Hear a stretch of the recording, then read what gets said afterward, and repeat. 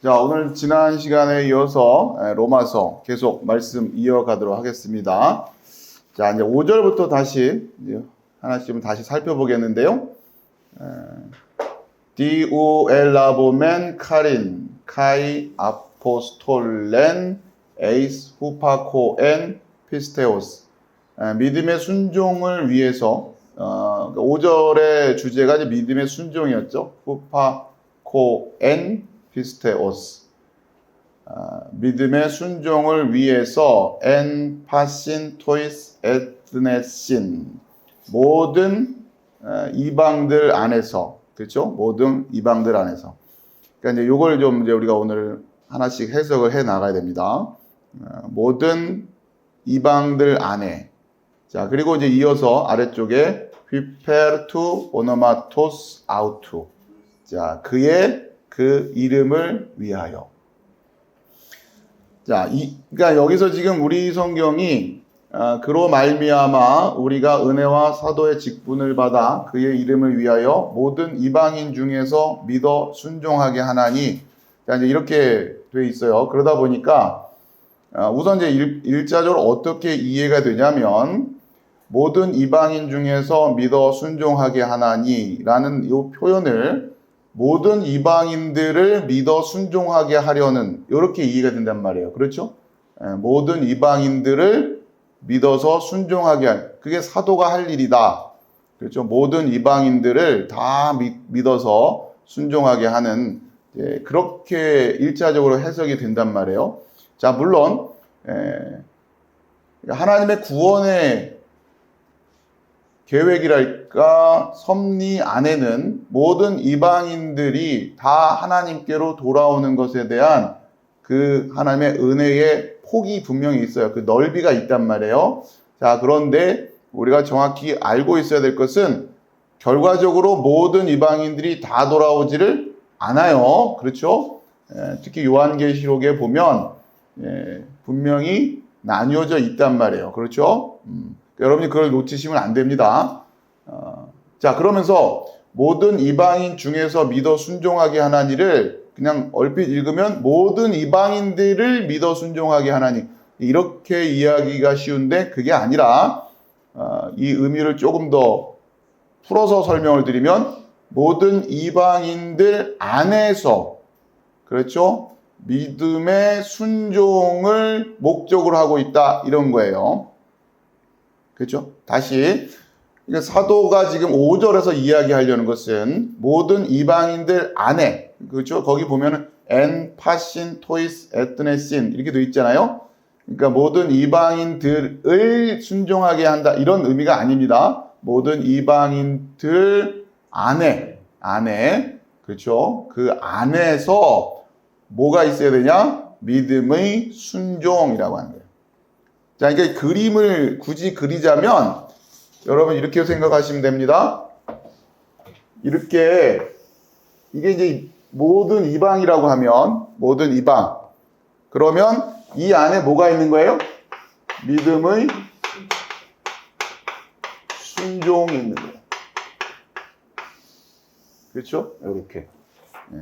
굳이 그림을 그리자면 이런 그림이 되는 겁니다. 모든 이방인들 안에 뭘 만들어내려고 하는 거예요? 믿음의 순종을 만들어내려고 하는 것이다 라고 하는 거예요. 이걸 여러분이 그러니까 이미지적으로 여러분이 개념을 잘 이해하셔야 돼요. 그러니까 사도가 지금 로마서 1장 5절에서 이야기하고자 하는 것은 이러한 그림이에요. 물론 그러면 이 모든 이방들을 다 순종하게 하려는 그 목적 자체, 의도 자체, 어떤 소망, 바램, 그게 없느냐? 그건 아니에요. 알겠죠?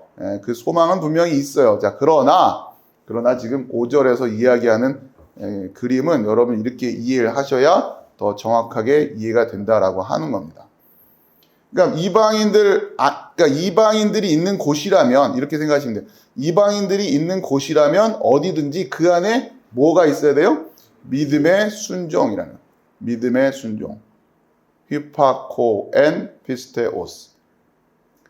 이걸 좀 더 이제 문법적인 이야기지만, 믿음의 순종이라고 하는 것은 여러분이 이렇게 생각하시면 됩니다. 믿음이라는 순종. 아시겠죠? 믿음의 순종. 믿음이라는 순종. 믿음과 순종은 똑같은 얘기예요. 눈물의 편지. 눈물의 편지. 그럼 편지 내용이 뭐겠어요?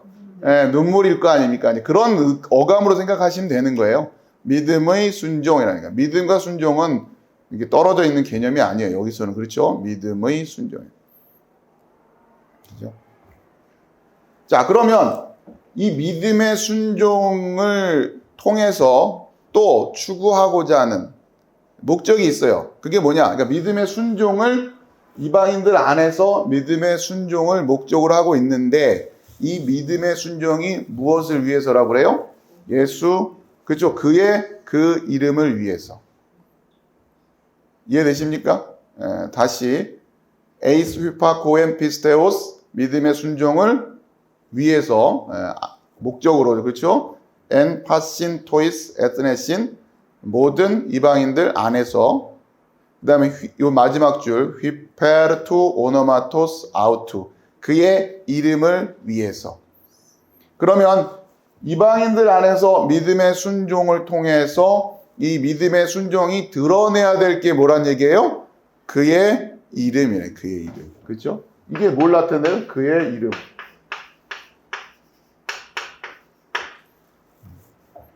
자, 이렇게 지금 구조가 되는 겁니다. 그러니까 우리가 흔히 하는 표현으로 얘기하면 믿음의 순종을 통해서 예수 그리스도가 영광돼야 된다라고 하는 거예요. 아시겠죠? 믿음의 순종을 통해서 뭐가 보여져야 된다? 예수 그리스도. 그러니까 다시 이방인들 안에 뭐가 나타나야 된다는 얘기예요? 예수님의 이름이 나타나야 된다라고 하는 겁니다. 그렇죠? 그러니까 어떻게 하면 이방인들 안에서 예수님의 이름이 나타납니까? 믿음의 순종을 하면 되는 거예요. 여러분이 믿음의 순종을 하면 그게 무엇을 나타내는 거니까? 예수님의 이름을 나타내는 거니까. 그래서 이방 안에 예수님이 나타나게 되는 거다라고 하는 거예요. 아시겠죠? 자, 이 이미지가 그대로 무엇과 연결되어 있냐면 여러분 요한복음 가보죠. 지난번에 우리가 설명을 드린 요한복음 1장. 그렇죠? 요한복음 1장 1절부터 볼게요. 태초에 말씀이 계시니라. 이 말씀이 하나님과 함께 계셨으니 이 말씀은 곧 하나님이심이라. 그가 태초에 하나님과 함께 계셨고 만물이 그로 말미암아 지은 바 되었으니 지은 것이 하나도 그가 없이는 된 것이 없느니라. 그 안에 생명이 있었으니 이 생명은 사람들의 빛이라.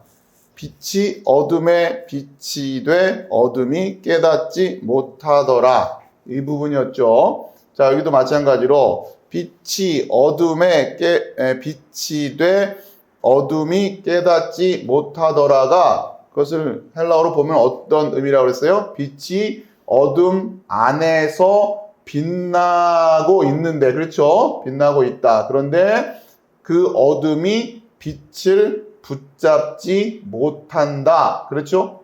그런 이미지, 원래 의미가 그거란 말이에요. 근데 이걸 지금 번역을 이렇게 해서 약간 다른 느낌으로 이해하게 됐다라고 하는 거죠. 자, 다시 그러면 요한복음에서 그리는 그림이 뭐예요? 어둠이 이렇게 있고 이 안에 뭐가 있어요? 빛이 있는 거죠. 그렇죠? 이 안에 빛이 있고 이 빛이 어둠 안에서 빛나는데, 그렇죠? 이렇게 빛나고 있어요. 이 빛나는 것을 어둠이 붙잡을 수 있다? 없다. 없는 거예요. 그러니까 어둠 안에서도 빛은 빛나고 있는 거죠. 이해되시죠? 이게 지금 요한복음이 1장에서 이 이야기를 지금 하면서 요한복음이 시작되는 거란 말이에요. 그리고서 이제 그 빛이 누구라고 말씀하시는 거예요? 요한복음에서는 이 빛이 바로 예수님, 그렇죠? 예수 그리스도가 바로 이 빛이다라고 하는 거죠. 그러니까 지금 자, 뭘 말씀드리려고 하냐면 로마서 1장 5절에서 사도 바울이 이야기하고 있는 이 이야기와 요한복음의 이야기가 똑같이 여러분이 느껴져야 되는 거예요. 그렇죠? 같은 얘기를 하고 있잖아요. 자, 그러니까 요한복음에서 이 빛, 그러니까 이 빛이 누구냐를 가르쳐 주는 게 요한복음이었고, 그렇죠? 이제 그것을 깨달은 자들에게 그것을 알고 예수님이 바로 이 빛이십니다 라고 이야기하고 있는 사람들을 성도라고 한단 말이에요. 그 성도들이 모여 있는 걸 교회라고 하는 거고, 그렇죠?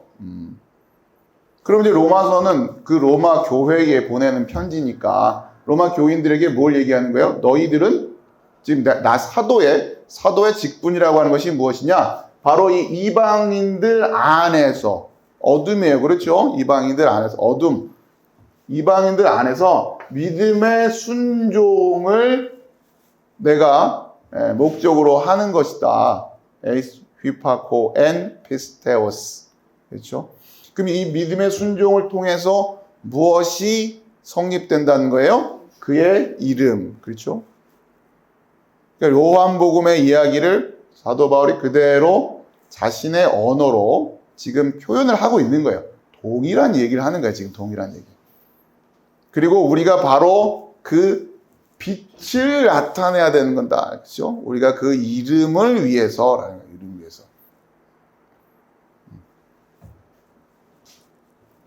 그러니까 여러분 잘 이해해야 되는 게 뭐냐면 지금 사도 바울이 이야기하는 포인트는 단순히 그냥 많은 사람들 다 복음 전하고 전도합시다 그런 얘기가 아니에요. 맥락이 지금 그런 차원으로 갑자기 건너뛰고 얘기를 하는 게 아니란 말이에요. 그 원리와 질서를 지금 이야기하고 있는 건데 지금 내가 지금 복음을 너희들에게 지금 전하면서 그렇죠? 로마 교회에게 지금 편지를 쓰는 목적이 뭐라고요? 바로 이걸 여러분 잘 믿음의 순종을 통해서 그의 이름을 나타내요. 그러니까 결국 이 순종을 통해서 이방인들 안에서 계속해서 뭐가 보여져야 된다는 얘기예요. 이렇게 이 순종의 모습으로 빛의 모습이 나타나는 거죠. 이 그림을 지금 그리고 있는 거예요. 그러니까 결국 우리가 이해하고 있어야 될 내용이 뭡니까? 요거죠, 요거. 믿음의 순종이라고 하는 거예요. 우리가 이방 안에서, 그러니까 단순히 모든 이방인들을 전도합시다 이런 얘기가 아니에요, 지금. 그렇게 지금 갑자기 시작하는 게 아니라 일단 뭐부터? 우리가 지금 그 빛을 내고 있어야 된단 말이에요. 문제는 이 빛을 내고 있지도 못하면서 그 빛의 역할을 하고 있는 것으로 스스로 착각하고 있으니까 문제가 되는 것 아닙니까? 그렇죠? 이런 영적인 무지를 어둠이라고 한단 말이에요. 장님, 그렇죠? 이걸 모르고 있으면서 본인들이 뭘 하고 있다라고 생각하면 어떻게 하냐? 그렇죠? 그러니까 지금 이게 정확하게 서 있어야 되는 거예요. 그러니까 이런 훈련들이 안 돼 있기 때문에 교회 안에서 성도들의 성숙이라고 하는 것이 시간이 흘러도 세워지지 않는 이유가 뭐냐? 1차적으로는 몰라요. 뭘 해야 되는지를 모른단 말이에요. 교회가 뭔지를 몰라요. 교회에서 해야 할 일이 무엇인지 몰라요. 그러니까 순서를 모르는 거야, 순서를. 그렇죠? 초등학교 입학하면 1학년 때 배워야 될 것이 있어요. 물론 더 많은 걸 알면 좋은데 일단 배워야 될 게 있잖아요. 그리고 2학년 때 배울 게 있단 말이에요. 그러면서 성장하는 거예요. 그렇죠? 그것을 잘 체계적으로 세워놓고 그 지적이나 또 이 육체의 그 발달 상황에 맞추어서 그렇게 하나하나 잘 세워가는 거. 이게 굉장히 가르친다라고 할 때는 중요한 거죠. 영적인 원리도 똑같아요. 그걸 무시하면 안 된단 말이에요. 그럼 여기는 체계와 질서가 없느냐? 그렇지가 않다는 거죠. 여기도 마찬가지로 있어요. 그러나 이것이 학교 공부하는 것처럼 그렇게 딱 손에 잡히게끔 그려지기가 쉽지 않겠죠. 그렇기 때문에 영적인 교사들은 더 훈련이 잘 되어 있어야 된단 말이에요. 이런 것들을, 이런 의식이 없으면 안 돼요. 어디서부터 출발해서 말씀을 어떻게 이해해가고 성경을 전체적으로 어떤 틀을 가지고 이해하면서 그렇죠? 기초적인 내용을 이해하고 그리고 하나씩 하나씩 그 위에다가 세워져 가야 된단 말이에요. 그러면서 자연스럽게 여러분의 관심이 어디에 쏟아져야 되는 거예요. 그러니까 여러분 지금까지 이야기를 듣고 나니 여러분에게 제일 관심이 가는 주제가 뭐예요, 주제? 이렇게 듣고 나니까 여러분에게 지금 관심이 가는 주제가 뭡니까? 믿음의 순종이죠. 그렇죠? 어떻게 하면 내가 믿음의 순종을 할 수 있을까라는 거는. 그러니까 믿음의 순종. 따로 가는 게 아니에요. 올바른 믿음과 올바른 순종이란 말이에요. 그러니까 우리 크리스천들은 이걸 아니까 이제 무엇이 관심이 있냐 물어보면 계속 이거 그렇죠? 그러니까 지금 해야 될 게 있는 거예요. 1학년 때 해야 될 게 있는 거예요. 초등학교 때 해야 되는 게 있어요. 중학교 가서 또 해야 되는 게 있고 이게 있단 말이에요. 근데 그거 관심 없고 그건 안 하고 그건 건너뛰고 그건 했다 치고 이러고 가면 성장을 못하는 겁니다. 자나깨나 지금 여러분에게서는 이걸 이해하고 믿음의 순종이라고 하는 거예요. 믿음의 순종. 그러니까 이걸 중심으로 이제 우리가 성경을 다시 읽고 그렇죠? 또 다시 공부하고 또 그것을 훈련하고 해야 된단 말이에요. 그러니까 1차적으로는 성경을 통해서 누가 왕인가를 먼저 세워야 되는 거예요. 그렇죠?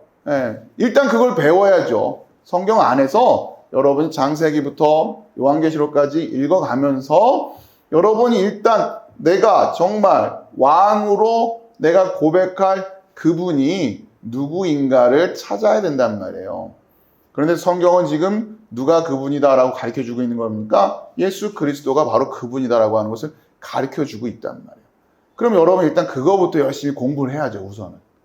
그렇죠? 그리고서는 예수님이 정말 여러분의 왕이니까 라고 하는 것을 고백을 하는 것까지 가야 되는 거예요. 그러고 보니 이분이 진짜 나의 왕이 맞네요. 나의 구세주가 맞네요. 그리고 나서 그러면 이제 뭘 공부해야 되는 거예요?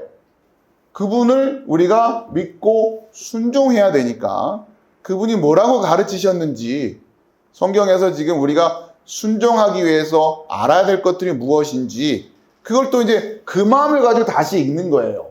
그렇죠? 이미 왕은 됐기 때문에 그 마음을 가지고 또 읽는 거예요.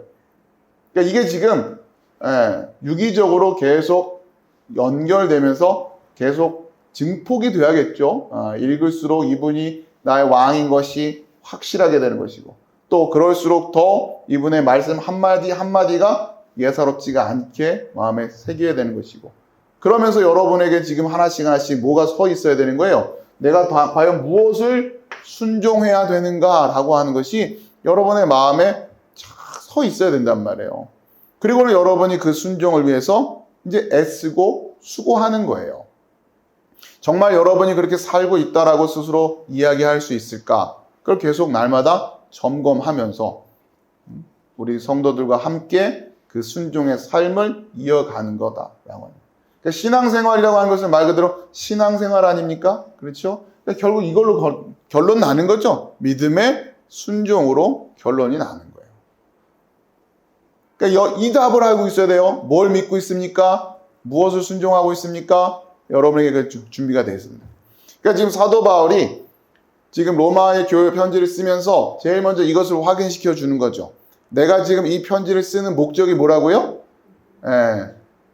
갑자기 이 5절 읽으면서 모든 이방인들을 선교하려고 이렇게 가면 안 돼요. 아시겠죠? 내가 지금 이 편지를 쓰는 것은 이방인들 중에서 이방 안에서 무엇을 열매로 거두기 위해서? 믿음의 순종을 열매로 거두기 위해서 이거예요. 이 그림이 굉장히 중요합니다. 이거. 요한복음에 나와 있는 이거. 자, 이거는 비단 요한복음에서만의 이야기가 아니었어요. 우리가 창세기도 봐야 되죠? 창세기 가보세요. 제가 화면을 좀 공유를 해드려서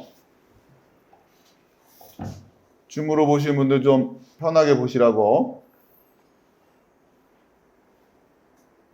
자, 창세기 1장 1절부터 그 이어지는 이 메시지를 여러분이 어떻게 이해하느냐가 굉장히 중요한데, 자, 우선 오늘 간단하게만 좀 말씀을 드리면 태초에 하나님이 천지를 창조하시니라 땅이 혼돈하고 공허하며 흑암이 깊음 위에 있고 하나님의 영은 수면 위에 운행하시니라.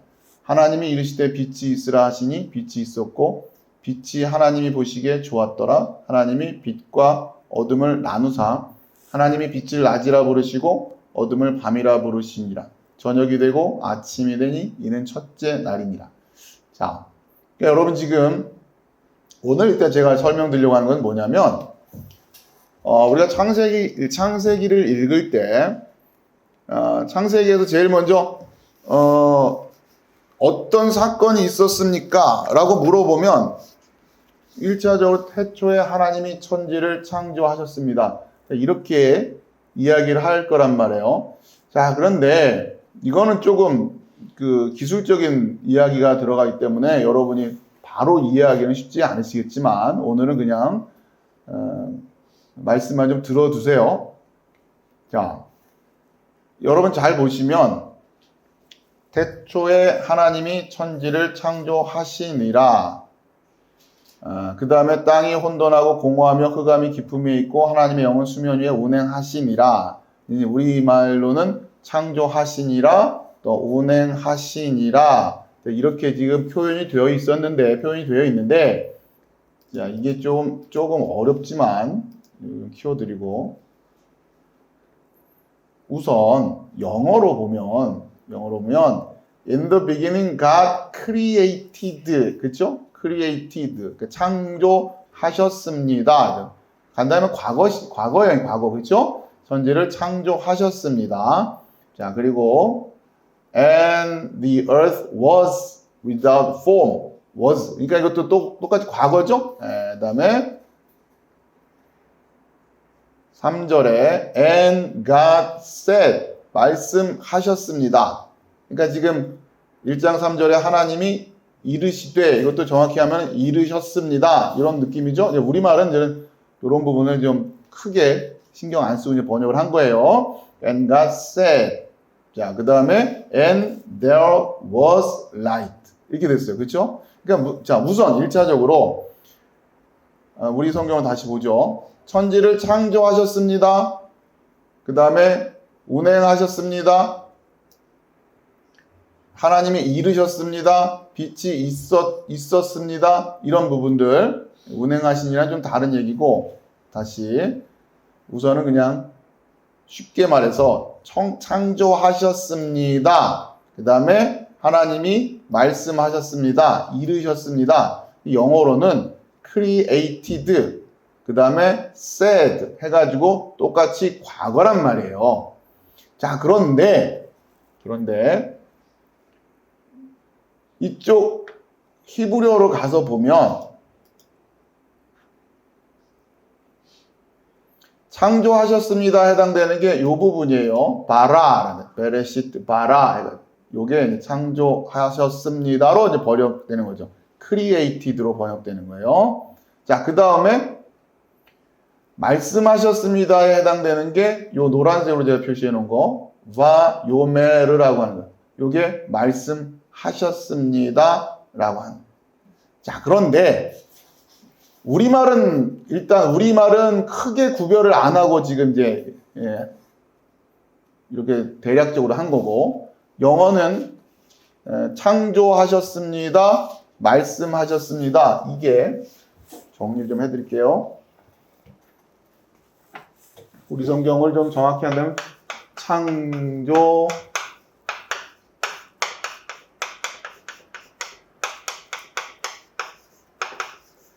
그 다음에 말씀,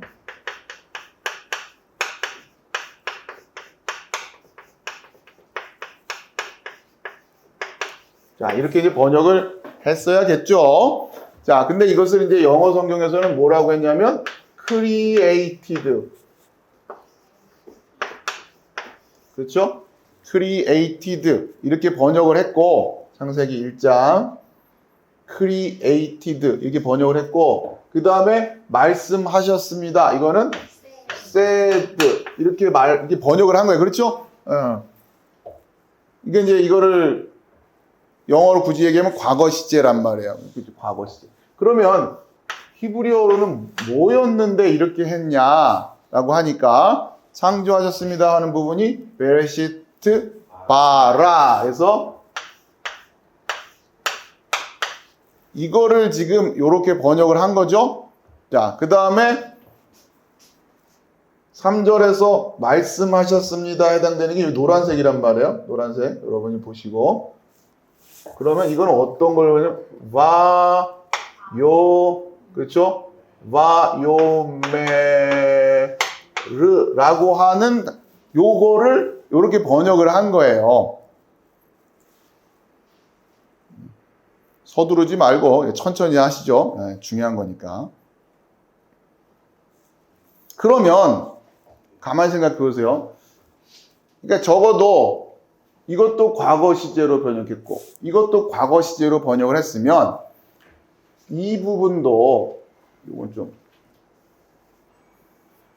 자, 이 부분도 뭔가 그렇죠? 요거랑 요게 문법적으로 같아야 이렇게 번역을 한 게 맞지 않아요. 그렇죠? 똑같이 여기도 뭐 히브리어로 말했을 때 뭐 무슨 시제이니까 이렇게 했다라고 하면 그래야 되는데 문제는 다르단 말이에요, 지금 이게. 예? 문법적으로 형태가 다른 거예요, 지금. 그러니까 시제적으로 봤을 때 형태가 달라요. 좀 어려운 얘기가 되니까 이렇게만 설명을 드릴게요. 그래서 굳이 이야기를 하자면 얘는 카탈형이 쓰였고 요 창조하셨습니다 할 때는 카탈형이 쓰였고 얘는 바이크톨형이 쓰였단 말이에요. 어려워도 할 수 없어요. 여러분 창세기 1장 이걸 이해하는 게 그렇게 쉽게 생각하시면 안 됩니다. 유치부 아동부 수준으로 그냥 생각해서는 안 되는 거예요. 아무튼 뭐 방법 없어요. 이 정도 공부하셔야 되고 어렵다 생각하지 말고 이런 걸 가르쳐 줄 수 있는 목사님을 만나서 다행이다 이렇게 생각해야지 어렵다 생각하면 안 됩니다. 예. 그냥 외우면 되죠. 뭐 카탈형 뭔지 모르잖아 지금 아무도. 그냥 그런데 아무튼 얘는 뭐라고요? 영어는 과거형 그렇죠? 과거 시제가 쓰였고 얘도 마찬가지로 과거 시제가 쓰였다. 이렇게 되면 뭔지 몰라도 히브리어 쪽에서도 뭔가 이런 그렇죠? 이거에 해당되는 이거에 해당되는 이렇게 돼야 될 거 아니에요. 근데 어쨌든 다르단 말이에요. 여기서는 카탈이라는 게 쓰였고 여기는 바이크톨이라고 하는 게 쓰였어요. 정확히 하면 바이크톨 이렇게 되는데 바이크톨 그렇죠? 자, 그럼 이게 다른 거예요. 다르단 말이에요. 그러니까 이런 거를 이제 의식 안 하고 번역을 한 거죠. 그러니까 의식을 할 수가 없어요. 왜? 그렇게 하려다 보면, 왜냐하면 이거를 표현할 영어가 이게 없는 거예요. 간단히 말하면, 이거는 이렇게 그냥 했다고 하면, 이거를 이렇게 하기가 애매하다. 그러니까 어쨌든 그러나 형태가 다르잖아요. 그럼 분명히 다른 거란 말이에요. 그렇죠? 다르게 쓴 거는 다른 거죠. 굳이 이렇게 써도 될 걸 이렇게 쓸 이유가 없잖아요. 분명히 다르단 말이에요. 자, 그래서 여러분이 오늘 기억을 하고 있어야 될 게 뭐냐면 요거예요. 일단 요거. 바이크톨. 좀 정확하게 바이크톨 합시다. 바이크톨이라고 앞으로 종종 듣게 되실 텐데 바이크톨 요 정도는 기억을 해두자고요. 바이크톨. 자, 이게 뭐냐면 구약 성경에서 역사적인 사건들을 이어가는 데 있어서 역사적인 사건들 흔히 그냥 우리가 내러티브라고 합니다. 내러티브 이야기 역사적인 사건들을 내러티브 이야기로 쭉 흘러갈 때에 요 바이크톨이라는 형태가 그 사건들을 이어가고 있는 하나의 기둥 역할을 한다라고 생각을 하시면 돼요. 아시겠죠? 우선 이렇게만 들어두고 앞으로 계속 이어갑시다.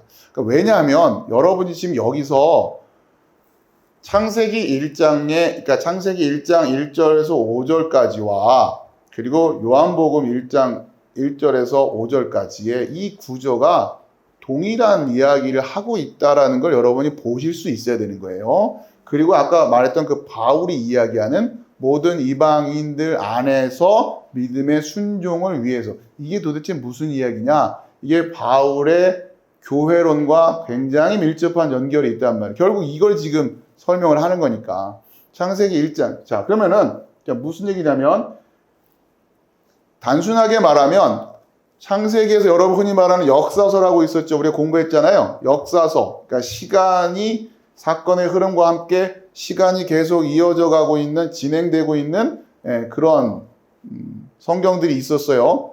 그게 뭐예요? 창세기, 출애굽기, 그렇죠? 민수기, 이런 것들, 그렇죠? 창출민 이렇게 해서 쭉 이어가잖아요. 그게 지금 역사서란 말이에요. 그 성경은 그 성경이 쓰여지는 순서대로 그 안에서 쭉 시간의 흐름과 함께 이야기가 계속 진행이 되는 거예요. 시편은 그렇지가 않잖아요. 그렇죠?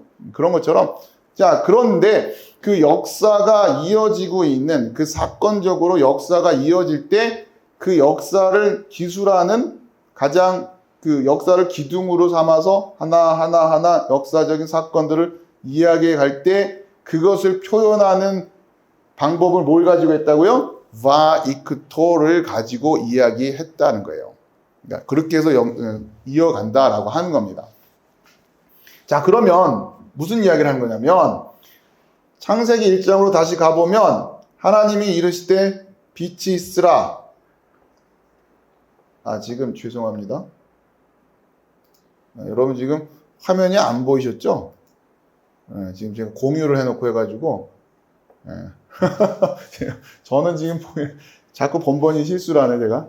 다시 설명을 드릴게요.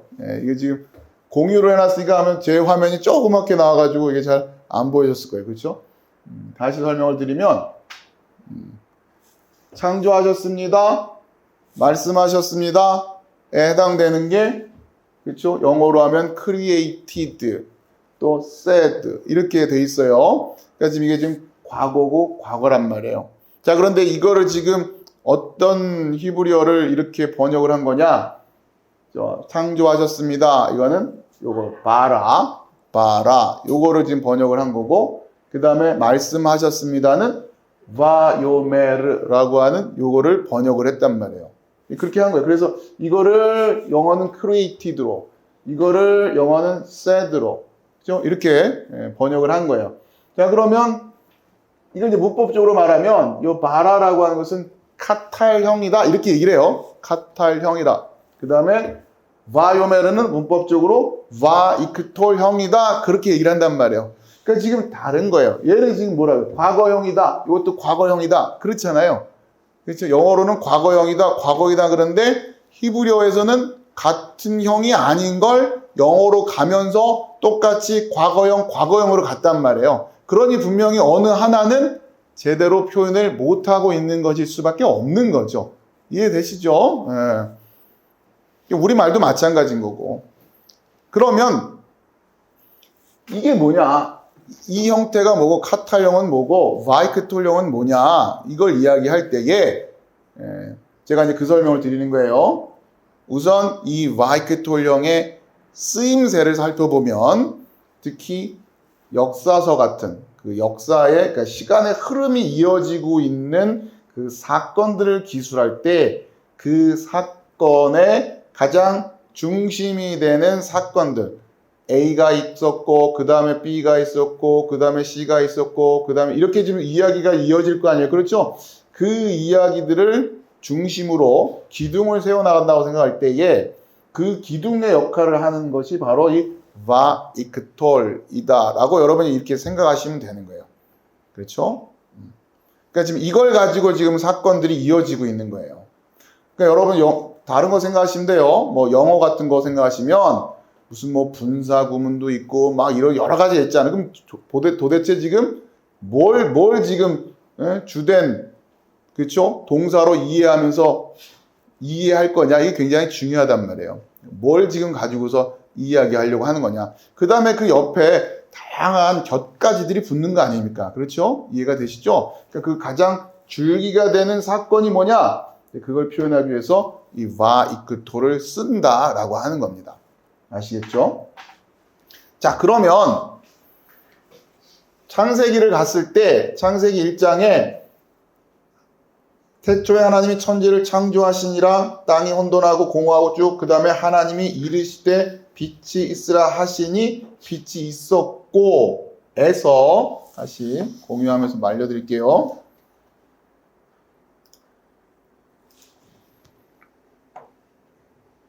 창세기 1장에서 창조하시니라. 자, 이거는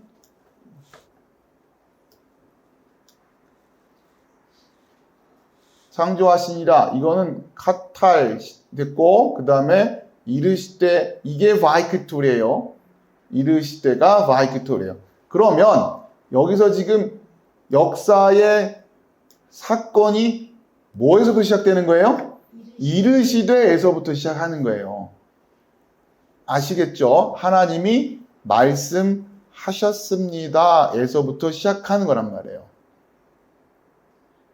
아시겠습니까? 자, 그리고 나서 하나님이 말씀하셨습니다. 그 다음 사건이 뭐예요? 빛이 있었습니다 라고 하는 거예요. 아시겠죠?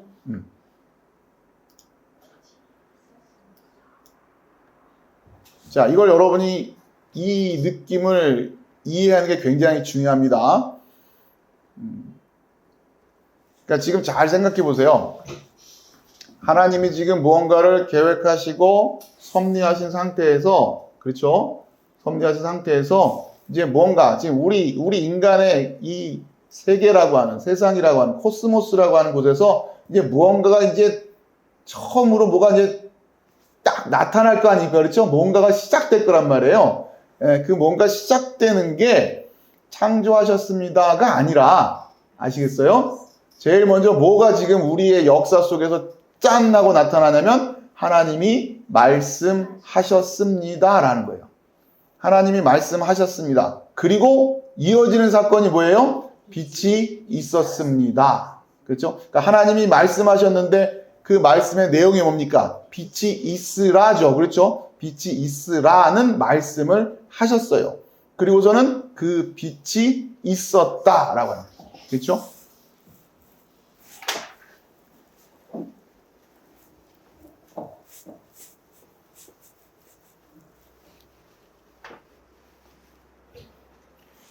여러분 창세기 1장의 이 내러티브를 이해하기 위해서는 좀 시간이 걸려도 여러분 이것을 반드시 풀어 가셔야 됩니다. 그래야 이제 창세기가 아동부 수준에서 벗어나는 이해가 되는 거예요. 자, 조금 이제 이걸 더 이해하기 위해서 지금 이 내러티브라는 게 뭐고 바이크토리라는 게 뭐고 여러분들 생소하실 테니까 아무튼 처음 들어보셨을 테니까 자 이거를 여러분께 이야기를 해드릴게요. 자, 그러면 지금은 우선은 좀 그냥 단순 암기 스타일로 그냥 이렇게 그런가 보다 하고 이어갑시다. 자, 여러분 출애굽기를 가보세요. 출애굽기 1장.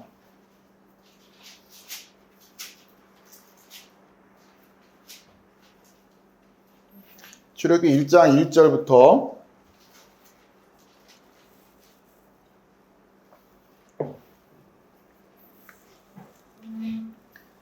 거기 보면 그러니까 1절부터 보면 야곱과 함께 각각 자기 가족을 데리고 애굽에 이른 이스라엘 아들들의 이름은 이러하니 르우벤과 시므온과 레위와 유다와 쭉 이렇게 이어지죠. 쭉 이렇게 이어지는데 5절 보면 야곱의 허리에서 나온 사람이 모두 70이요 요셉은 애굽에 있었더라. 요셉과 그의 모든 형제와 그 시대의 사람은 다 죽었고 이스라엘 자손은 생육하고 불어나 번성하고 매우 강하여 온 땅에 가득하게 되었더라. 요셉을 알지 못하는 새 왕이 일어나 애굽을 다스리더니 자 이렇게 된단 말이에요. 그럼 도대체 이게 지금 출애굽기의 출발점이 어디냔 말이에요. 출애굽기의 출발점.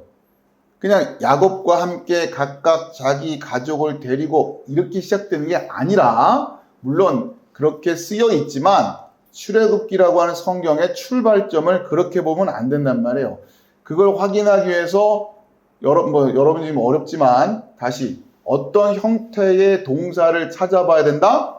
바이크톨 형태의 동사를 찾아봐야 된다고 하는 겁니다. 그래야 지금 어떤 사건에서부터 출발하려고 하는 것인지가 나타나는 거예요. 자, 그럴 때 그 바이크톨에 해당되는 게 일단 5절에 나와요. 5절에 야곱의 허리에서 나온 사람이 모두 70명이 되었다. 70명. 이건 이제 우리말로 번역하니까 어쩔 수 없이 이렇게 되는 거예요. 모두 70명이었다. 요셉은 애굽에 있었더라 하면서 6절에 그러니까 70명이었다가 일단 바이크톨 형태예요. 그 다음에 6절에 요셉과 그의 모든 형제와 그 시대의 사람은 다 죽었다. 요 죽었다가 바이크톨이에요. 자, 그러면 5절에 나오는 72호 요것도 문법적으로 생각할 때 약간 좀 성격이 다른 바이크톨. 그래서 아무튼 출애굽기의 출발점은 뭐냐? 6절이에요. 6절. 무슨 얘기에서부터 지금 출발하려고 하는 것이냐? 요셉과 그의 모든 형제와 그 시대의 사람은 어떻게 됐다? 다 죽었다. 다 죽었다. 그리고 이어지는 사건이 7절에 이스라엘 자손은 생육하고 불어나 번성했다. 요게 그 다음 사건이에요. 다 죽었다. 불어나 번성했다. 매우 강해졌다. 온 땅에 가득하게 되었다. 아시겠죠? 이걸 중심으로 지금 이야기가 진행되고 있는 거예요. 다 죽었다. 다 죽었다. 그런데 그 자손이 어떻게 해서 생각해서 불어나고 번성했다. 매우 강했다. 온 땅에 가득했다. 이런 것들로 지금 사건이 이어지고 있는 거예요. 그 다음에 8절. 요셉을 알지 못하는 새 왕이 일어났다. 이해되십니까? 지금 출애굽이라고 하는 이 성경이 어떤 사건에서부터 시작해서 쓰려고 하는 거냐? 자, 그러면 6절에서 그 시대의 사람은 다 죽었다라고 하는 걸 설명하려다 보니 1절부터 지금 설명을 한 거예요. 그 배경을 설명하고 있는 거예요. 이해되시겠어요? 자, 이러했는데 지금 이야기는 어디서 출발하는 거예요? 다 죽었다. 자, 이렇게 이해하시면 돼요. 우리가 어렸을 때 동화책을 읽을 때 보면 옛날 어느 나라에 무슨 나라에 임금님이 있었습니다. 뭐 어쩌고저쩌고 했습니다. 그러던 어느 날 하면서 무슨 사건이 딱 이어지죠. 그러면 이 이야기는 그 처음 옛날 어느 나라에 한 임금이 있었습니다. 에서 시작하는 겁니까? 아니면 그러던 어느 날 어쩌고저쩌고 뭐 정원을 거느렸습니다. 에서 시작되는 겁니까? 그러던 어느 날 그 아름다운 공주가 정원을 거닐고 있었습니다. 에서 시작되는 거잖아요. 그런데 이 공주가 누군지 이 정원은 어딘지 설명하려다 보니 배경 설명으로 지금 때는 먼 옛날이고 장소는 어느 나라고 이 정원을 거니는 사람은 공주고 이런 걸 설명하려다 보니 그 앞에 뭔가 좀 기본적인 내용들을 설명해 놓고 그러던 어느 날 공주님이 정원을 거닐고 있었습니다.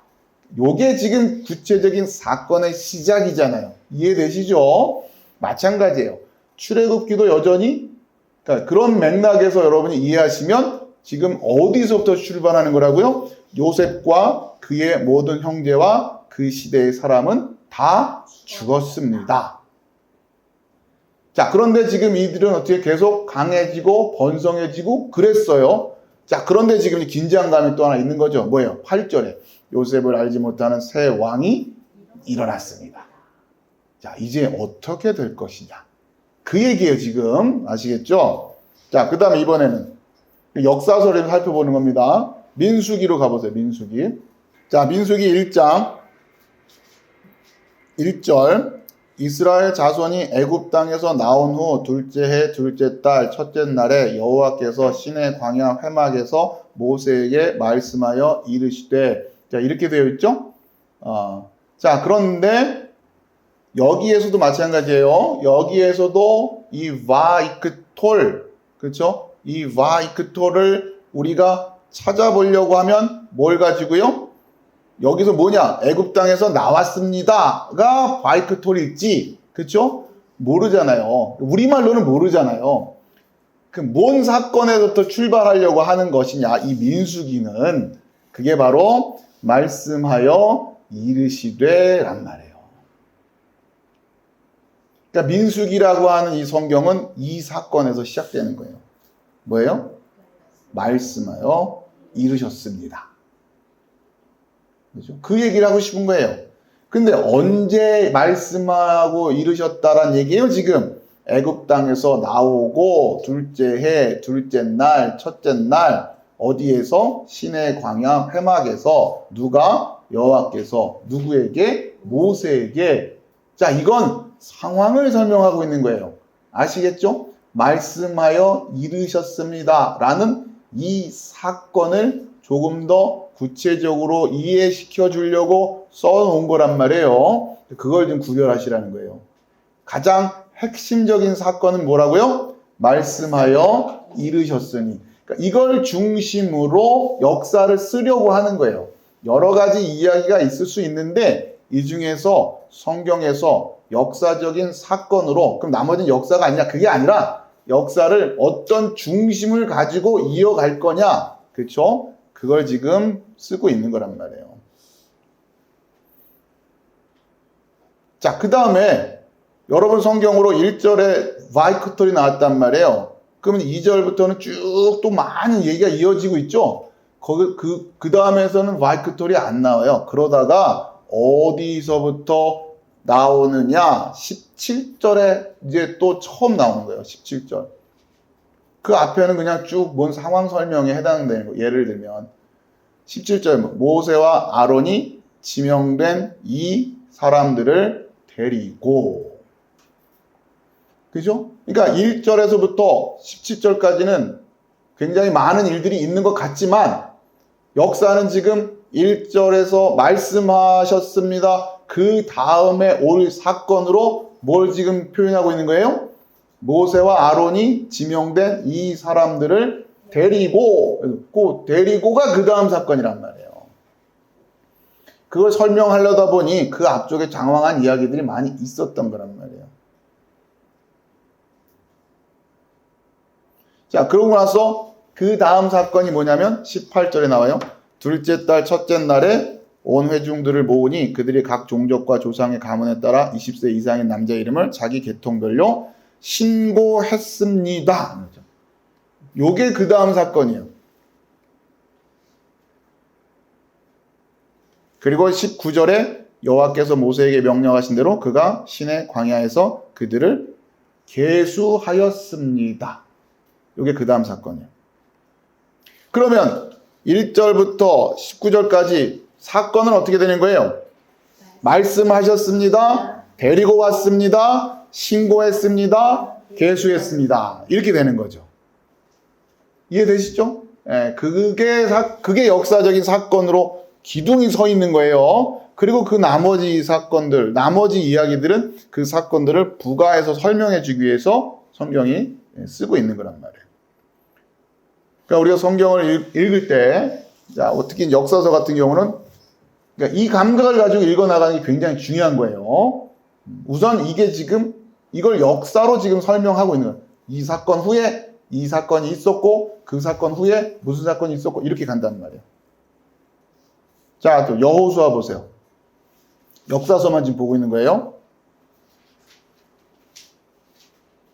창세기, 출애굽기, 민수기, 그 다음에 이어서 여호수아가 역사로 이어지고 있죠.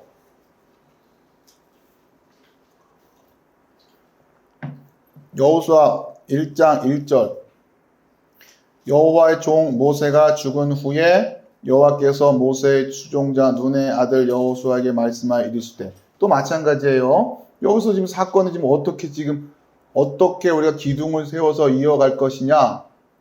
그러면 지금 이제 제가 설명을 드리면 우리말로 번역하니까 좀 느낌이 안 나는데 모세가 죽은 후에 요게 첫 번째 사건이에요. 모세가 죽은 후에.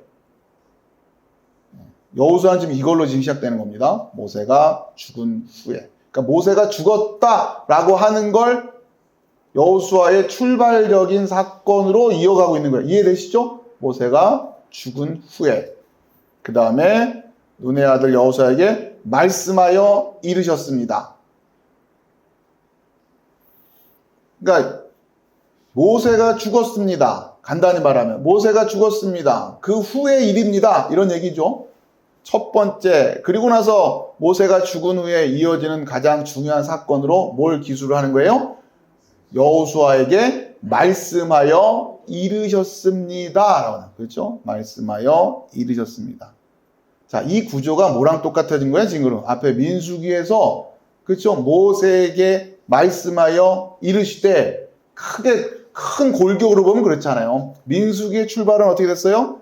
모세에게 말씀하여 이르시되 그 다음에 역사는 여호수아죠. 여호수아로 넘어갈 때는 이제 모세는 죽었습니다. 그러자 이제 여호수아에게 말씀하여 이르시되 이렇게 역사가 이어지고 있다고 하는 걸 보여준단 말이에요. 지금 그 안에 쭉 그렇죠. 그러니까 각 역사서들이 이어지는 그 첫 장면을 또 잘 이해하는 게 굉장히 중요하겠죠. 이걸 어떻게 지금 이해하고 자, 왜 이걸 제가 여러분들에게 이 말씀을 계속 이어가고 있냐면 여러분이 창세기 1장 이하의 그 메시지를 이해하기 위해서 이 역사서를 보는 감각을 익혀가기 위해서 지금 하는 거예요. 자, 그 다음에 여호수아 지금 펴고 계시죠? 그 말씀하여 이르셨습니다. 그러니까 여호와께서 말씀하신 게 있어요. 자, 그 다음 사건이 뭐냔 말이에요. 여러분 찾아낼 수 있겠어요? 2절부터 쭉 읽어가면? 뭐예요, 그 다음에? 그러니까 지금 그건 여러분 생각인 거란 말이에요. 그 다음 성경이 무엇을 기둥으로 세우고 있냔 말이에요. 그렇죠? 그러니까 여러분 지금 알 수가 없다고 얘기를 해야지 어떻게 막 찾아내요. 번번이 부탁을 드리지만 여러분 알 수가 있냐고. 거기서 바이크 톨이 뭔지 어떻게 하냐고요. 그냥 막 찍는 거예요 지금? 그 다음 사건은 이걸 거라고? 제발 그러지 마시라고 그랬잖아요. 아무튼 사모님이 제일 용감하게 네 알아요. 그래서는 물론 이제 즐겁게 말씀 듣자라는 취지에서 그런 거라고 이해하겠습니다. 자, 그 다음에 이어지는 역사의 기둥이 뭐냐? 10절이에요. 10절. 한참 뒤로 가요. 한참 뒤로 간단 말이에요. 10절. 이에 여호수아가 그 백성의 관리들에게 명령하여 이르되 그러니까 명령했습니다. 그러니까 역사의 순서는 어떻게 됩니까? 여호와께서 여호수아에게 말씀하셨습니다.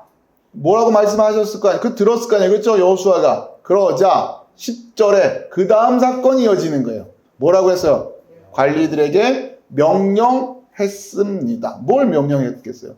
여호와로부터 들은 말씀을 명령했겠죠. 자, 그러자 이번에 또 그 다음 사건이 뭐냐? 16절.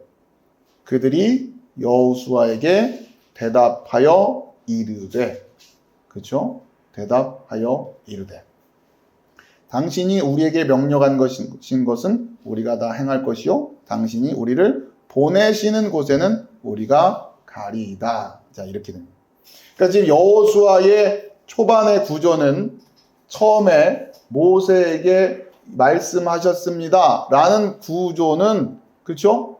동일해요. 자, 그런데 이제 이어서 지금 여호수아에서 초반에 강조하려고 했던 역사적인 사건은 무엇이에요? 여호수아에게 말씀했습니다. 자, 그러자 그 말씀을 다 들은 여호수아가 이제 그 말씀을 관리들에게 명령했습니다. 그렇죠? 그러자 또 그 명령을 또 다 들은 그 관리들이 16절에 대답해서 말했습니다. 이렇게 되는 거란 말이에요.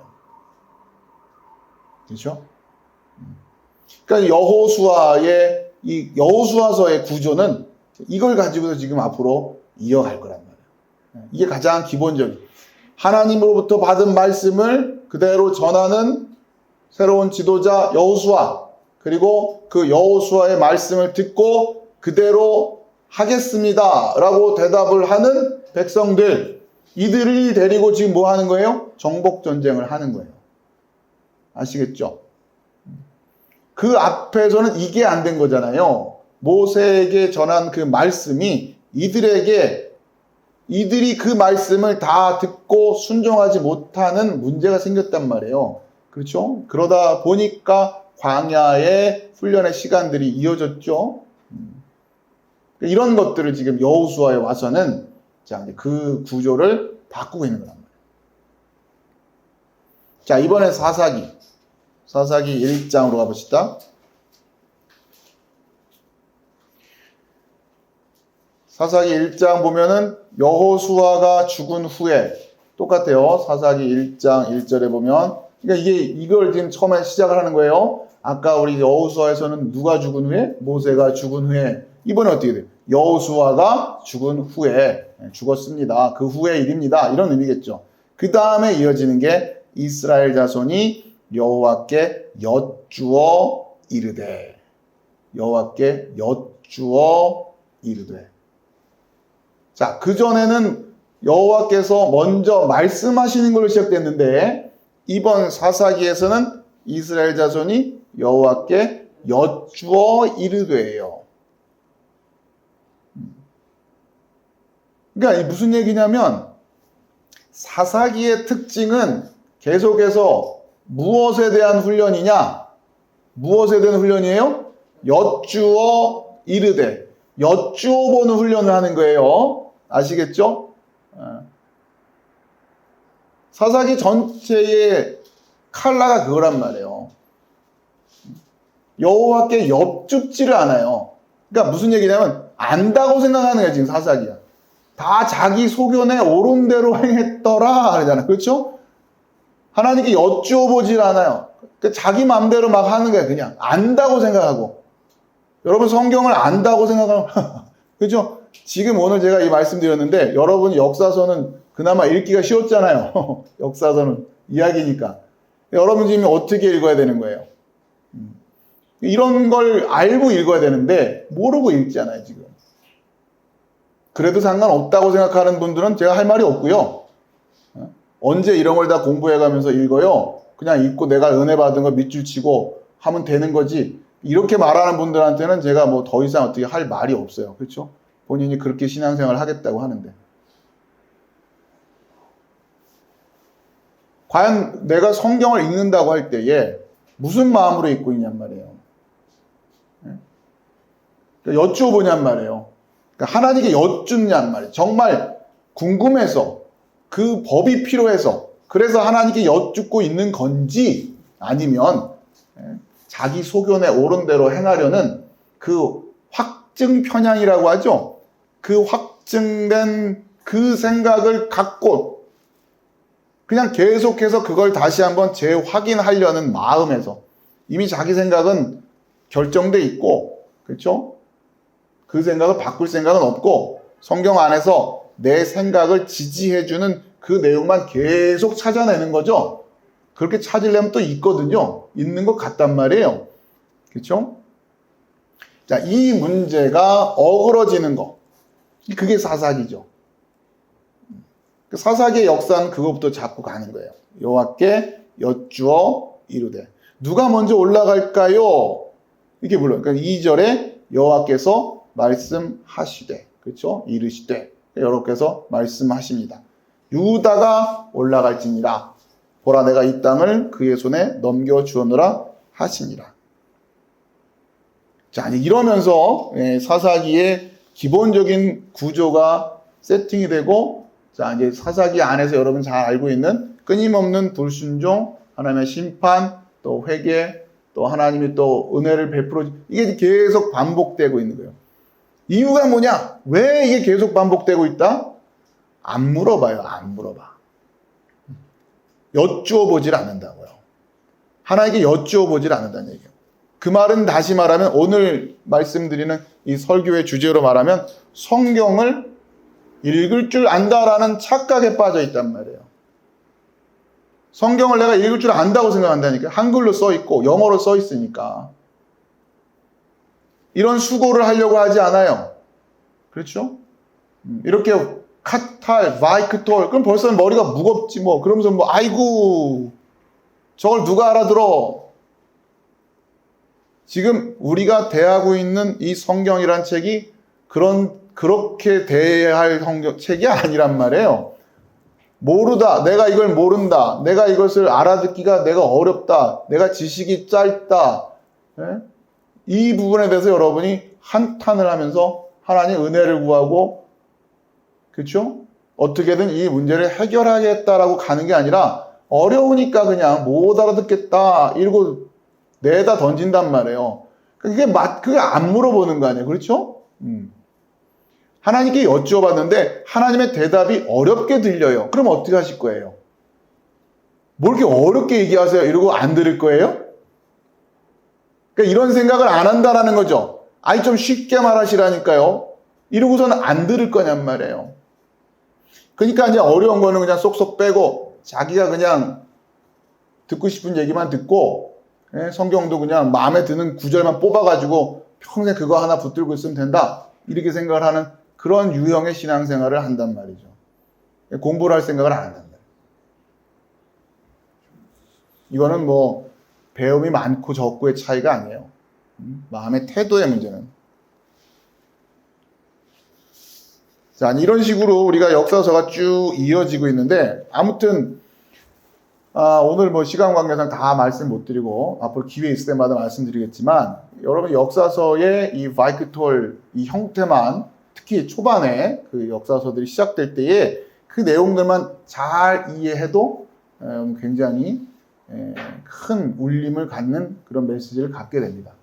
근데 앞으로 이제 여러분에게 제가 이 원어에 대해서 기본적인 소양을 갖추시라고 말씀을 드리는 이유가 제가 이제 계속 훈련을 통해서 도와드릴 테니까 배우시고 그리고 여러분이 이런 자료들을 활용하는 법을 또 계속 가르쳐 드려야죠, 제가. 그거 없이 그냥 여러분에게 다그치기만 하면 어떻게 합니까? 그거는 아니고 여러분에게 가르쳐 드릴 테니 열심히 따라오시면서 배우시고 또 여러분이 좋은 자료를 가지고서 이런 연구를 할 수 있는 소양을 갖춰가시면 되고 최소한 여러분에게 이렇게 나눠드리는 자료만큼이라도 소화할 수 있는 소양은 갖추시라는 거예요. 그 안에서만큼은 그것을 이해하려고 하고 그렇죠? 그런 마음이 중요하다라고 하는 거예요. 특히 저희 교회 안에서는. 자, 다시 그러면 이 느낌을 가지고 창세기를 한번 다시 보자는 겁니다. 창세기 1장 앞에 이제 화면이 있으니까 화면도 보시면서 자, 뭐냐면 태초에 하나님이 천지를 창조하시니라 땅이 혼돈하고 공허하며 흑암이 깊음 위에 있고 하나님의 영은 수면 위에 운행하시니라 하나님이 이르시되 빛이 있으라 하시니 빛이 있었고 여기죠, 그렇죠? 이제 하나님이 말씀하셨습니다. 이 문장이 좀 다르게 느껴지죠? 앞에 쭉 살펴보니까 아까 봤던 바로 그거란 말이에요. 바로 요거예요. 하나님이 말씀하셨습니다. 빛이 있으라 하시니 요건 하나님의 말씀의 내용이고 빛이 있었습니다. 요게 그 다음 사건인 거예요. 그러면 이 하나님이 그러니까 태초에 하나님이 천지를 창조하셨다 할 때에 천지를 창조하셨습니다. 이건 뭐예요? 하나님이 지금 말씀을 하실 때의 상황이에요. 지금 이해되시죠? 이 말씀을 하실 때 상황이 어떻게 됐다고요? 땅이 혼돈하고 공허하고 흑암이 깊음 위에 있고 하나님의 영은 수면 위에 운행하시니라. 우리가 창세기 1장 3절 그 이전의 이야기는 우리가 어떻게 다가갈 수 있는 그 영역이 아닌 거예요. 그리고 성경은 그 이야기를 하고 싶은 게 아니에요. 지금 아시겠습니까? 태초에 하나님이 천지를 창조하셨습니다에 초점이 있는 게 아니라고. 창조하셨는데 창조 안 하셨다는 얘기가 아니라 지금 이거를 공유를 지금 안 해가지고 네. 공유가 되고 있나요 지금? 네네. 그러니까 잘 이해하세요. 천지를 창조하시지 않았다는 얘기가 아니라 아까 말씀드린 동화책에서 옛날에 어느 나라 그 얘기가 그럼 아니냐? 그게 아니죠. 그 배경이니까. 천지를 창조하셨어요. 창조하셨는데 성경은 지금 그 이야기에서부터 출발하려고 하는 게 아니다라고 하는 겁니다. 지금 무엇이 우리에게 지금 역사로서 제일 먼저 일어난 사건이라고요? 하나님이 말씀하셨습니다. 예요. 하나님이 말씀하셨습니다. 이게 우리한테는 가장 중요한 역사적인 사건이란 말이에요. 그러니까 성경이 지금 이 사건에서부터 얘기하고 싶은 거예요. 그 하나님이 말씀하셨습니다. 그러니 그리고 빛이 있었습니다. 이게 성경의 시작과 끝을 다 이게 지금 이야기를 하고 있는 거예요. 하나님이 말씀하셨고 그 말씀에 이어서 빛이 있었습니다. 그러니까 빛이 나타났습니다. 라고 합니다. 그 창세기 1장과 그러니까 1장 1절과 2절은 암만 우리가 붙들고 얘기해봐야 성경은 여기에 지금 초점을 두고 있는 게 아니란 말이에요. 뭐 빅뱅이 맞냐, 무슨 뭐 진화론이 맞냐, 창조가 맞냐, 그러니까 그런 맥락의 논쟁이 우리한테 지금 그러니까 그런 논쟁을 하라고 성경을 준 게 아니라니까요. 하나님이 태초에 천지를 창조하신 내용, 그러니까 어떻게, 무엇을, 뭘, 그건 지금 성경이 이야기하고 있지 않단 말이에요. 그냥 하나님이 천지를 창조하셨다라고만 이야기하고 있는 거죠. 그리고 이제 우리의 사건 속에서는, 역사 속에서는 하나님이 이르시되, 이거에서도 출발하는 거예요. 그리고 빛이 있으라 하시니 빛이 있었고. 자, 그런데 여기서 조금 더 이야기를 하는 김에 조금 더 이야기를 하자면 하나님이 이르시되, 이 내용이 바이크톨로 쓰여 있기는 하지만 그러나 이 바이크톨로 쓰여 있는 이 동사가 아마르라는 동사이기 때문에 이게 또 예사롭지가 않은 거예요. 무슨 말씀인지 알겠어요? 이것까지는 여러분에게 설명을 좀 드려야 돼요. 여기서 하나님이 이르시되라고 하는 이 이르시되에 해당되는 바요멜. 이것도 칠판에 써야 되니까.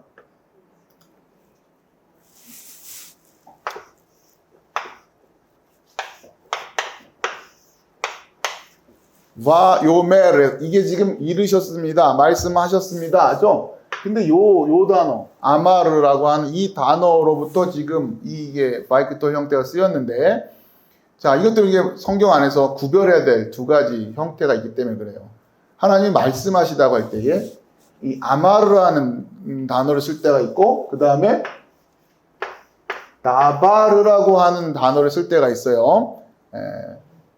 자, 그런데 이 구별을 해야 되는 게 뭐냐면, 첫 번째 1번 아마르, 두 번째 다바르 할 때에 이 아마르라고 하는, 조금 여러분 이해를 해드리기 위해서 굳이 비교를 하자면, 영어로 말하면 이거는 아마르는 say라는 단어에 해당되는 거고, 다바르는 영어로 말하면 speak이라고 하는 단어로 좀 구별할 수가 있어요. 자, 무슨 얘기냐면 느낌을 좀 다르게 이해하셔야 된다는 거예요. say라고 하는 단어는 이것도 그냥 말을 하는 건 말을 하는 거예요. 말한다. 영어로 공부할 때 말하다잖아요. 말하다. speak은 또 뭐예요? 이것도 말하다. 뭐가 차이가 있냐? 어렵죠, 이런 게. 자, say라고 하는 것은 여러분 그러니까 이렇게 좀 단순하게 좀 이해를 하세요. say라고 하는 것은 상대방을 반드시 전제로 하지 않아요. 이해되시겠습니까? 그러니까 누군가가 그러니까 이 say한 거, 말한 내용을 다른 사람이 꼭 이해해야 한다라는 그러한 의식이 없어요. 이해할 수도 있지만, 그렇죠? 그런 의식을 가지고 말하는 게 아니에요. 그냥 말하는 거예요. 그렇죠? 일단 그래요. 그 다음에 speak이라고 하는 것은 상대방과 내가 커뮤니케이션을 해야겠다라고 하는 그런 의식을 가지고 있는 거다. 요 정도로 구별을 하세요. 그렇죠? 자, 그래서 저는 영어로 말을 할 수 있습니다. 영어로 말하면 뭐예요? I can speak English죠. I can say English가 아니란 말이에요. 그 말은 뭐냐면 I can speak English는 내가 영어로 뭘 할 수 있다? 커뮤니케이션 할 수 있다라고 하는 거야. 대화 나눌 수 있다라는 의미가 있는 거예요. 전화 걸어서 아무개 좀 바꿔줄 수 주실래요? May I speak? 이렇게 가는 거죠. 그렇죠? 왜? 그 사람하고 내가 대화를 나누려고 하는 그런 맥락에서 speak이 되는 거예요. 이해되시죠? 그런데 say는 꼭 그런 얘기가 아니다. 그 의식이 없을 수도 있다. 그러니까 여러분 콘서트장에서 say요 그럼 뭔 얘기예요 그게? say요 요가 뭐야? 그냥 요 하라는 거죠. 그렇죠? 요 하라. 무슨 어떤 커뮤니케이션을 이야기하는 게 아니에요. 그리고서는 자기가 혼잣말을 할 때도 있어요. 그렇죠? 혼잣말 할 때. 자, 그때도 그러니까 누군가가 이야기하는 이야기와 커뮤니케이션을 전제하지 않고 있기 때문에 이런 표현들이 차이가 있을 수 있단 말이에요. 너 도대체 무슨 말 하는 거야? 할 때에 What do you speak? 그럽니까? What do you say? 그럽니까? What do you say죠. 그 말은 못 알아듣겠다는 얘기잖아요. 그렇죠? 이해되시죠? 자, 그렇기 때문에 하나님이 지금 아마르라고 이야기할 때는 1차적으로 이 이야기를 우리가 알아들을 수 있는 그러니까 지금 이 이야기를 우리에게 꼭 알아듣게 하려고 하는 목적에서 하는 것이 아닐 수도 있다고 하는 거예요. 여러분 그걸 잘 이해하세요. 그리고 이 아마르란 단어는 그렇기 때문에 이 안에는 그냥 하나님의 자기 의지적인 생각, 섭리가 있을 수 있는 거예요. 아시겠죠? 자, 그런데 다바르란 단어를 쓸 때는 항상 상대방이 있습니다.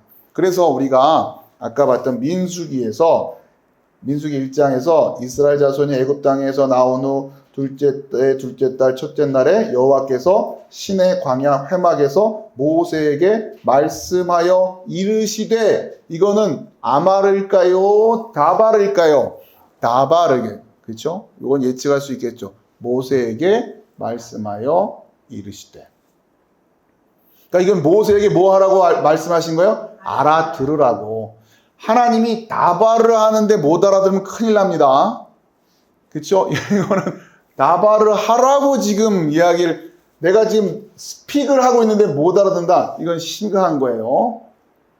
자, 근데 지금 그러니까 창세기 1장 3절에 하나님이 이르시되 할 때는 다바르가 아니라 아마르였어요. 그렇죠? 그러니까 지금 하나님의 이 이야기를 들을 대상이 있어요, 없어요? 없는 거예요. 이해되시죠? 하나님의 의지가 있는 거예요. 하나님이 혼잣말 하는 거지. 간단히 말하면 그럼 뭐라고 하나님이 지금 작정하십니까? 섭리하십니까? 빛이 있으라. 자, 그러고 나서는 빛이 있었고 그 다음에 역사죠. 그러니까 왜 이걸 제가 말씀드리냐면 하나님이 이르시되가 역사적인 사건으로 표현은 되고 있지만 그 하나님이 이르시는 말씀을 우리가 감각해낼 수 있느냐? 그건 지금 아닌 거예요. 아시겠죠? 우리가 감각할 수 있는 역사적 출발점 뭐가 되는 거예요? 빛이 있었고 라는 거란 말이에요. 빛이 있었고.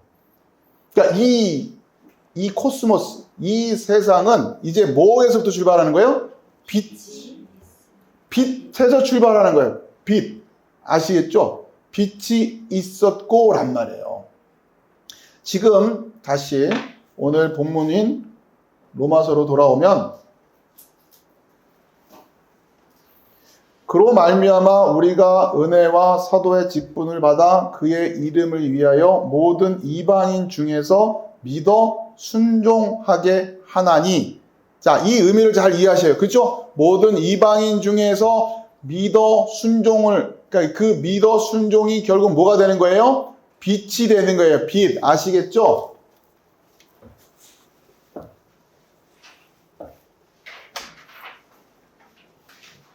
모든 이방인 중에서 믿어 순종하기. 그러니까 모든 이방인들 안에서 지금 바울이 뭐가 지금 나타나야 된다는 얘기를 하는 겁니까? 빛이 나타나야 된다는 거예요. 빛. 빛이 나타나다. 그래서 그 빛이 결국 그의 이름을 그게 나타나는 거니까.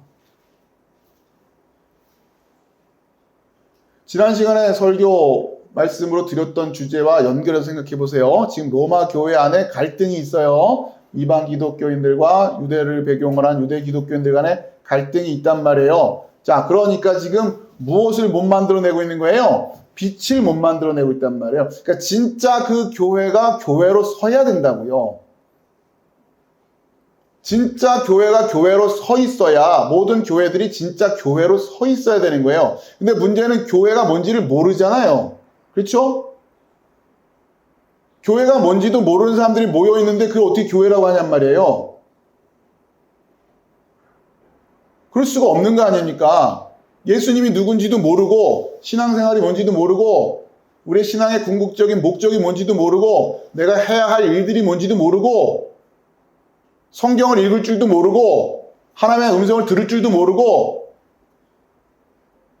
이게 지금 제대로 된 말씀을 전하는 자인지 아닌지 그 분별도 못하고 있는 그럼 교회냔 말이에요. 그게 아니죠. 그러면 바로 이 믿음의 순종 이건 성립될 수가 없단 말이에요.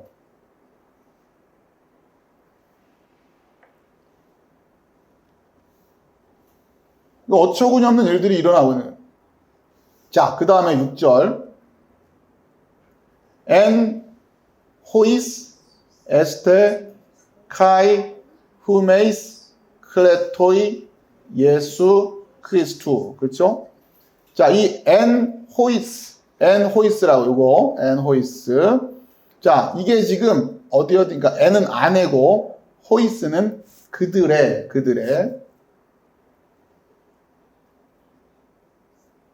에스테 너희들이 있다.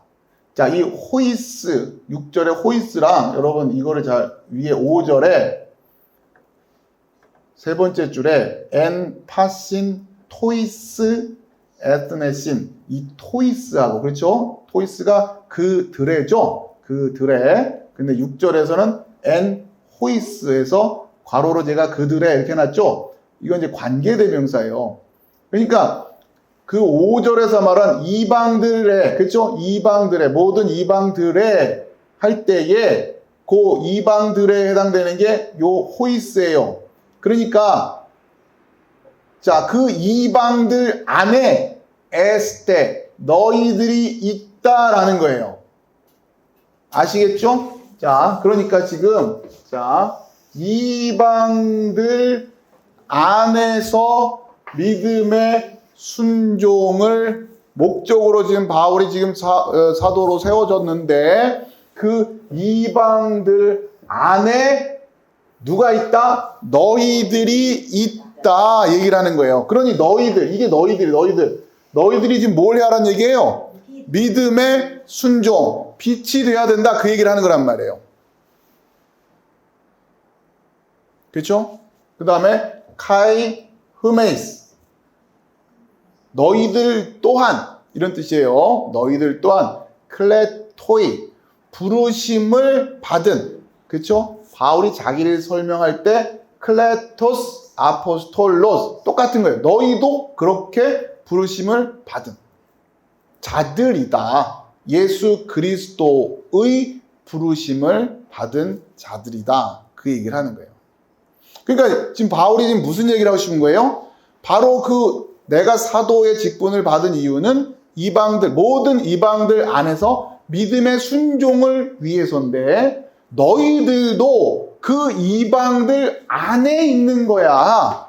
그러니 너희들이 뭘 해야 된다? 믿음의 순종을 해야 된다. 그래서 무엇을 나타내야 된다? 예수님의 이름을 나타내야 된다. 빛을 나타내야 된다라는. 그러니까 너희들의 믿음의 순종이 이 이방이라고 하는 어둠 안에서 빛나고 있어야 된다는 얘기를 하는 거예요.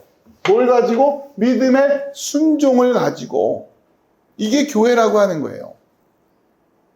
단순히 모든 이방인들 전도하자 이런 얘기가 아니라 그렇게 예수 그리스도의 것으로 부르심을 받은 자들이라는 거예요. 클레토이. 자, 그 다음에 7절에 파신 모든 토이스 또 드레 그쵸? 우신 이거는 있는 우신 이거는 존재하고 있는이에요. 엔 로메 로마 안에서 자 보세요. 이건 이제 로마가 됐죠. 요거는 로마 모든 이방들 할 때 이 로마 안에서 이번엔 또 뭐라고 그래요? 우신 이거는 존재 좀 어렵게 설명하면 존재하고 있는 이렇게 되는데 존재하고 있는 이제 존재하는 거 이것만 존재하는 거예요. 그렇죠? 이방 안에서 그러니까 어둠 안에서 빛만 존재하는 거예요. 빛만 존재라고요. 나머지는 비존재고 좀 어려운 표현이지만 바로 로마 안에서 그렇게 존재하고 있는 너희들 밖은 그냥 비존재예요. 어둠이에요. 꽝이라고요. 교회만이 존재예요. 그 다음에 아가페 토이스 데우 하나님의 사랑받는 자들 이런 뜻이에요. 그래 클레토이스 하기오이스 부르심을 받은 거룩한 성도들을 지금 규정하고 있는 거죠. 사랑받고 있는 자들이에요. 부르심을 받은 자들이에요. 거룩한 자들이에요. 바로 이들이에요. 이 로마 안에서 존재하고 있는 자들. 그렇죠? 존재하고 있는 자들. 모든 이들. 이 사람, 그러니까 로마에 있는 모든 사람 얘기하는 게 아니에요. 그렇죠? 이해되시죠? 로마, 그러니까 교회만 얘기하는 거죠. 사도 바울은. 로마 안에서 교회로 부르심을 받은 이들만이 존재하고 있으니까. 이들 안에서. 그러니까 너희들이 하나님의 사랑을 받는 자들이고, 부르심을 받은 자들이고, 거룩한 자들이다. 이제 이 안에서 무엇을 내가 지금 소망하고 있는 거예요? 사도 바울이 믿음의 순종이라면. 믿음의 순종. 그렇게 빛이 되는 거예요. 그래서 이 빛이 이제 이 어둠을 뚫고 나오는 거죠. 그렇죠? 어둠을 뚫고 나오는 거예요. 그리고 이 빛을 따라오는 자들이 있는 거죠. 그 빛으로 나오는, 그러니까 이 어둠 안에서 이 빛을 바라보면서 이 어둠 밖으로 나가고 있는 이 빛을 따라가고 있는, 여기서 나올 어둠에서부터 이 빛을 따라가는 이 빛으로 얘기해서 빛으로. 그러니까 빛이 있어서 이 빛을 내야 어둠에 있던 자들이 빛으로 나올 거 아니란 말이에요. 그렇죠? 그게 부르심을 받은 목적이라는 거예요. 그래야 이 어둠에 있는 자들이 빛으로 나올 수 있으니까. 그래야 저녁이 되고 아침이 될 수 있으니까. 그렇죠? 그 빛이 있어야 되니까. 그러니까 지금 우리가 그 빛을 어떻게 할 거냔 말이에요. 그 빛을.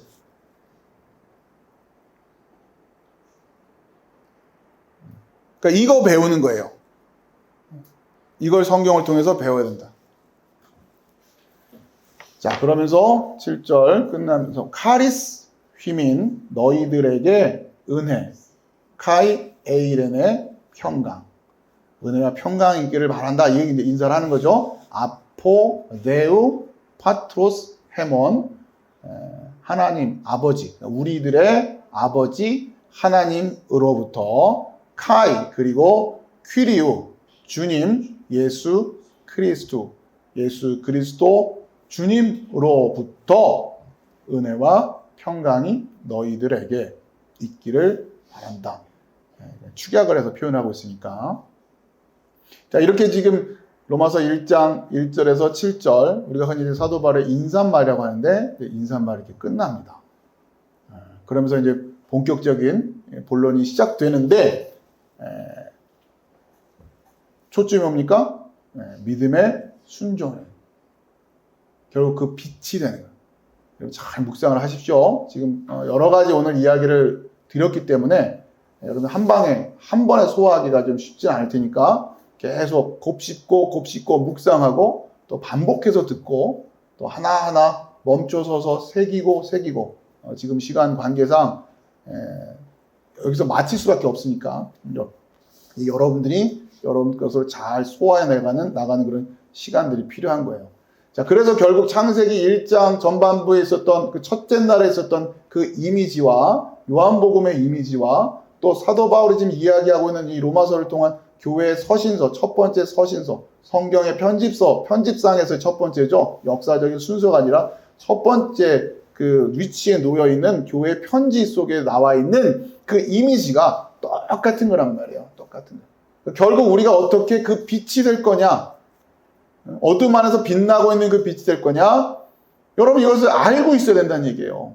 지식적으로 알아야 되는 거야. 그냥 은혜 받으면 어떻게 되겠거니가 아니란 말이에요. 법이 있는 거예요. 성경이 그걸 가르쳐주고 있다고요.